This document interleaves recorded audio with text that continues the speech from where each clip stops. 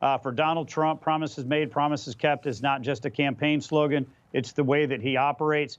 And he has been saying for years now he's going to move aggressively to secure the southern border, rebuild our economy, and keep our communities safe.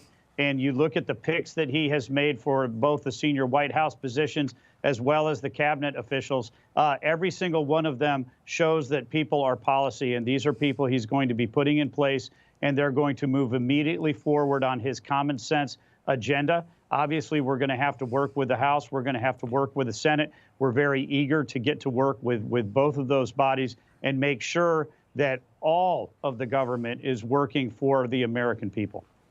Yeah, and you mentioned the cabinet. So Trump filling out his entire cabinet by Thanksgiving, and now he can focus on getting things done, as you just mentioned, with Senate confirmations of those nominees just around the corner. How do you anticipate his second term being different than his first? What advantages does he have, having done this all before? Well, I think the biggest thing is that we're not going to have fighting within Congress against the administration. We have an America First majority in the House. We have an America First majority in the Senate. We look forward to working with them. And also, the president is now well aware of the hurdles that he's facing in Washington, D.C., and he has assembled a team, both in the White House and the cabinet, that is going to be capable of fighting the swamp, of draining the swamp, and making sure that we're not going to take our eyes off the ball and every single day be fighting for every American family. And to no surprise, many of Trump's cabinet and administration selections are being heavily criticized by members of the media and Democrats, including his recent pick for FBI Director Kash Patel. Take a look. This is not only bad for the United States of America, this is bad for Donald Trump. The ultimate Trump loyalist. It's a terrible development for the men and women of the FBI. For me, this is particularly personal because my grandfather was jailed. They're supposed to be insulated from politics.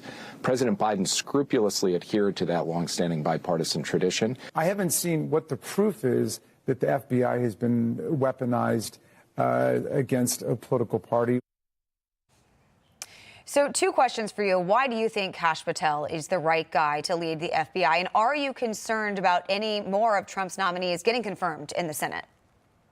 Well, we'll start with the second question first, which is I think that all of these nominees are going to be able to move forward through the confirmation process because they're all very high-quality candidates who have been selected on the merits. They've been selected because they understand the mission, the mandate, the common sense mandate that Donald Trump won coming out of this election, and are going to be able to work with the Senate to get through that process.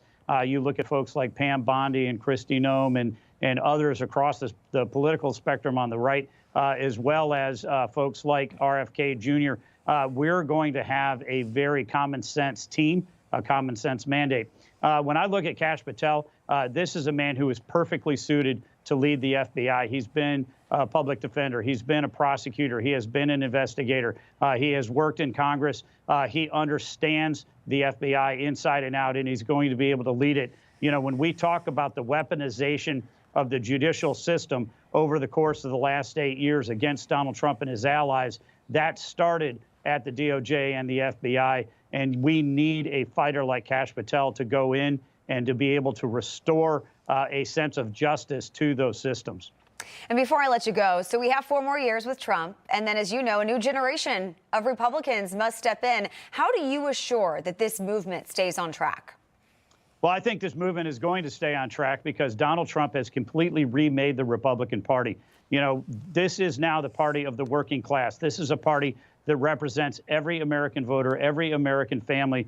And really, truly, the America First movement is bigger than Donald Trump, but he is the vanguard for it. And what he's done is created a bench. When you think about all of the folks that are going to be serving in his administration, serving in the Senate, the Republican governors, the Republican members of the House, we have a bench that is extraordinarily deep. When you look across the aisle at the Democratic Party, they are in complete free fall. They are in complete disarray right now because they don't just have bad messengers. They have a bad message. The American people have rejected the Democratic Party and their progressive, radical ideas, and they have embraced an America First agenda. They want secure southern border. They want a strong economy, and they want safe communities. Donald Trump's going to fight every day for them, and the Republican Party is going to be right there with him. Information, truth is freedom. Is Newsmax. It's real news for real people.